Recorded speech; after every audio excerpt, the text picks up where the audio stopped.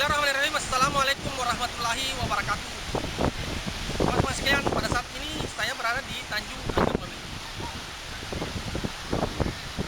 Inilah latar belakang Tanjung Angin Mamili yang saat ini kami tempati.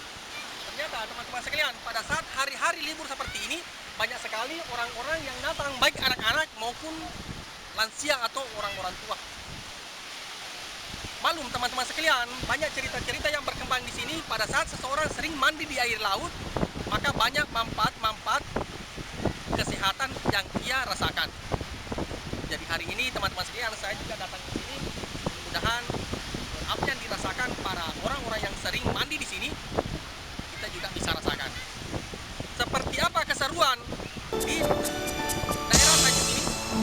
Kita lanjut ke TKP.